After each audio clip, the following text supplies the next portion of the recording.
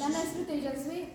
ನಾನು ಈ ಸಮುದ್ರ ಕಷ್ಟದಲ್ಲಿ ಏನು ಕಲಿತೆ ಅಂದರೆ, ನಿನ್ನೆ ಅಷ್ಟು IIT ವಿಸಿಟ್ ಮಾಡಿದೆ. ಅಂದರೆ IIT ನಾನು ಒಳಗೆ ಹೋಗಿದ್ದೆ, ಅಂದರೆ ಕ್ಯಾಂಪಸ್ ಒಳಗೆ ಏನೇನಿತ್ತು ಅಷ್ಟು ಅಲ್ಲ, ಒಳಗೆಲ್ಲ ಏನೇನಿದೆ, ಇನ್ಫ್ರಾಸ್ಟ್ರಕ್ಚರ್ ಒಳಗೆ ಹೇಗಿದೆ, ಮಟೀರಿಯಲ್ಸ್ ಎಲ್ಲ ಹೇಗಿರುತ್ತೆ ಅದೆಲ್ಲ ನೋಡೇ ಇರಲಿಲ್ಲ.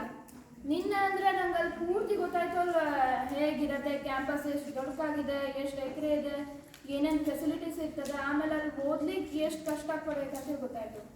ನಾನು ಅಲ್ಲೇ ಆಸೆ ಪಡ್ತೇನೆ, ನಾನು ಅಲ್ಲೇ ಹೋಗಿ ಓದಿ ಮತ್ತು ಅಲ್ಲಿಂದನೇ ನಾನು ಯಾವುದೋ IIT ಇಂಜಿನಿಯರ್ ಮತ್ತು ಆಗಿ ಆಮೇಲೆ ಅದ್ರ ಮೂಲಕ ನಾನೀಗ UPSC ಕ್ರ್ಯಾಕ್ ಮಾಡಬೇಕಂತ ತಿಳ್ಕೊಂಡಿದ್ದೀನಿ.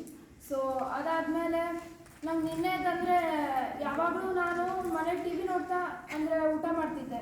ಆದರೆ ನಿನ್ನೆ ದೀಪದ ಮುಂದೆ ಊಟ ಮಾಡಿ ನಂಗೆ ನಿಜವಾಗ್ಲೂ ಇಮೋಷ್ನಲ್ ಫೀಲ್ ಆಯಿತು. ಮತ್ತು ನಿನ್ನೆ ಆ 3 ಜನ ಅಕ್ಕ ಬಂದಿದ್ದರು, ಅವ್ರದ್ದು ಕತೆ ಕೇಳೋಂಥ ನಂಗೆ ನಿಜವಾಗ್ಲೂ ತುಂಬ ಇಮೋಷ್ನಲ್ ಆಯಿತು.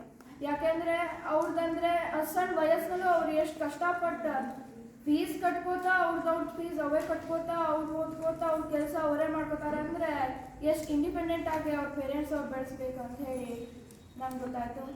ಸೊ ಇವೆಲ್ಲ ಸೆಷನ್ಸ್ ತುಂಬ ಬ್ಯೂಟಿಫುಲ್ ಸೆಷನ್ಸ್ ಕಂಡಕ್ಟ್ ಮಾಡಿದ್ದಕ್ಕೆ ಸಮುದ್ರ ಕಷ್ಟ ಅಂತ ಹೇಳಿ